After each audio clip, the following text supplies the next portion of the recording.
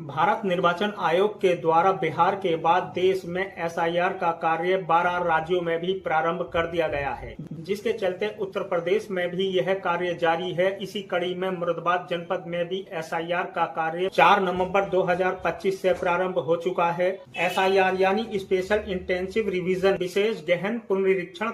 SIR को लेकर जानकारी देते हुए अपर जिला मजिस्ट्रेट एवं उप निर्वाचन अधिकारी संगीता जी के द्वारा जानकारी देते हुए बताया गया कि मुरादाबाद जनपद में 6 विधानसभा हैं, जिनमें के 2511 बूथ हैं और प्रत्येक बूथ के लिए बीएलओ नियुक्त कर दिए गए हैं। इन बीएलओ का कार्य एसआईआर को लेकर प्रपत्र उपलब्ध कराना है। जनपद वासी सहयोग करते हुए अपने जरूरी कागजात बीएलओ को उपलब्ध कराएं, जिसके बाद बीएलओ इन प्रपत्रों को पुनः तहसील में सबमिट करेंगे।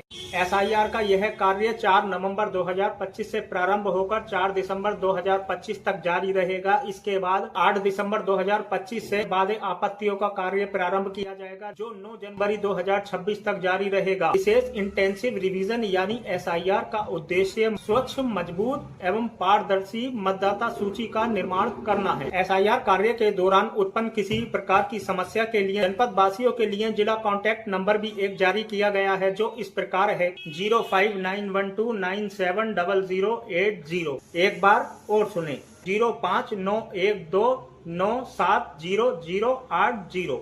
इस कॉन्टैक्ट नंबर पर एसआईआर को लेकर किसी भी प्रकार की समस्या के समाधान एवं शिकायत के लिए डायल कर सकते हैं। इरशाद सच का संघर्ष, मुरादाबाद। एसआईआर का कार्य प्रारंभ हो गया है, ये कब से प्रारंभ हुआ है और कब तक जारी रहेगा, और इसको लेकर के महानगर वासियों से क्या कुछ अपील करना चाहिए? देखिए, पूरे प्रदेश में एसआईआर का काम प्रारंभ हुआ है। तो 4 नवंबर से लेकर 4 दिसंबर तक डोर टू डोर हमारे जो बीएलओ हैं वो अपने जो ईएफ है, हमारा गणना प्रपत्र है, उसके साथ सभी घरों पे जाएंगे और उनको गणना प्रपत्र उपलब्ध कराएंगे। तो मेरी सभी मुरादाबाद वासियों से अपील है कि जब भी आपके घर बीएलओ जाएं तो आप उस गणना प्रपत्र को प्राप्त करें और वांछित सूचनाएं भरते हुए उसको उपलब्ध करा दें ससमय से, ताकि आपकी जो मतदाता सूची पे नाम है वो समय से वहां पर दर्ज रहे, ताकि आपको आगे कोई असुविधा ना हो। जिस प्रकार से देखा जा रहा है, बहुत पास में जो कुछ डॉक्यूमेंट्स नहीं है, तो उसको लेकर के किस तरह से वे और क्या कुछ वो उसके लिए कर सकती हैं? देखिए, हमारे पास जो एसआईआर का कार्य प्रारंभ हुआ है, तो अगर हम एक देखें तो 4 कैटेगरी के जो हमारे वोटर्स हैं वो आएंगे।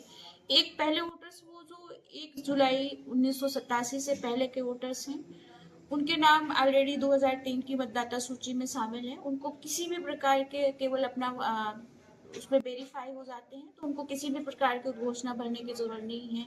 दूसरी कैटेगरी के वो लोग हैं जिनके माता पिता तो उस पे थे, यानी कि उस 1 जुलाई इसके बाद के हैं, तो उनके माता पिता तो शामिल थे बट वो उसके बाद पैदा हुए हैं। तो उन लोगों के लिए ये है कि अपने माता पिता का जो डिटेल्स है वो सबमिट करा देते हैं, तो उनके लिए भी कोई परेशानी की समस्या नहीं है।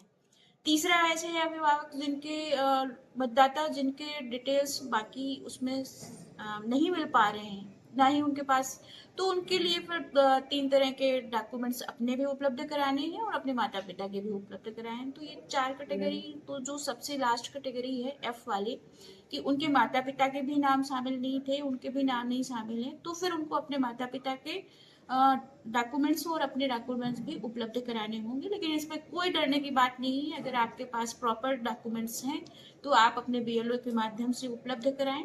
इसके अलावा एक जो हमारी ईसीआई की वेबसाइट है, उस पर भी आप अपने 2003 की जो वेबसाइट है उस पर अपने माता पिता का अपने विधानसभा या बूथ पे नाम चेक कर सकते हैं। तो वहाँ पे इजीली ये ओपन विंडो सिस्टम पे है, कोई भी मतदाता वहाँ जाकर ECI.in.gov पे इस पे आपको अपना डिटेल मिल जाएगा। तो आप चेक करके अपने डिटेल भर के अपने बीएलओ को उपलब्ध करा दें, और कहीं भी कोई असुविधा होती है तो हमारी जो निर्वाचन कार्यालय पे कंट्रोल वो बनाए गए कंट्रोल रूम, वहाँ पे आप संपर्क कर सकते हैं। वहाँ पे आपको आपकी सारे प्रश्नों का उत्तर दिया जाएगा। ये देखा गया है कि जिन लोगों ने करंट में अभी मतदान किया था, उनकी पास में वो स्लिप नहीं, ऐसा नहीं है। हमारे यहाँ जितनी भी विधानसभा में मतदाता सूचियां बन रही हैं जितने भी हम नए वोट बना रहे हैं सभी को हर 15 दिन में ईपिक डिस्ट्रीब्यूट कराते हैं। तो अधिकतर हमारे पास 90% से ज़्यादा डाटा ऐसा है कि जिनको हम अपने ईपिक उपलब्ध करा चुके हैं। अगर ऐसा कहीं भी है तो वो क्योंकि जो माननीय निर्वाचन आयोग की गाइडलाइन है वो अब तो हमारे प्रत्येक सप्ताह पे जितना हम नया वोट बना रहे हैं या फॉर्म 6 भरा गया है, अभी जो कंटिन्यूअस हमारी जो प्रक्रिया है उसमें जितने भी भरे जाते हैं फॉर्म 6 उनके हम 15 दिन के अंदर इपिक बन के आ जाती है और बाय पोस्टर उनके घरों पे भेज देते हैं।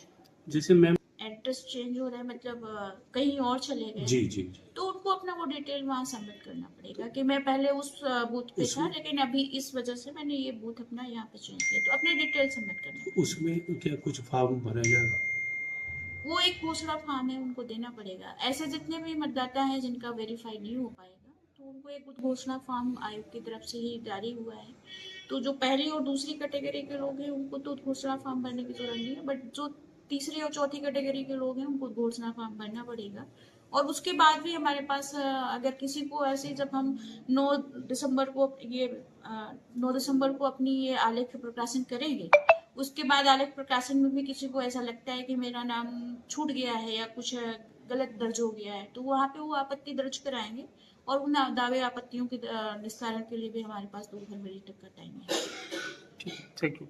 देखिए, जनपद में 6 विधानसभा हैं मुरादाबाद जनपद में, तो सभी विधानसभाओं को मिला के हमारे यहाँ लगभग 2511 बूथ हैं और प्रत्येक बूथ के लिए बीएलओ नियुक्त किए गए हैं।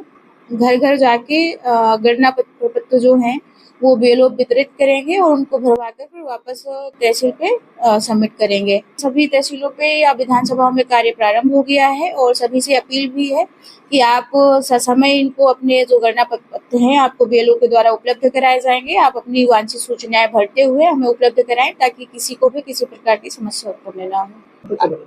ये अभियान हमारा 4 नवंबर से स्टार्ट होकर 4 दिसंबर तक इसके लिए डोर टू डोर का जो कार्य है वो प्रारंभ रहेगा। उसके बाद आलेख 9 तारीख को आलेख प्रकाशन है 9 दिसंबर को, 9 दिसंबर से लेके फिर अगले 8 जनवरी तक हमारे यहाँ दावे आपत्तियां आएंगी और उनका निस्तारण किया जाएगा और इसके बाद ये 7 फरवरी को हमारा अंतिम प्रकाशन होगा।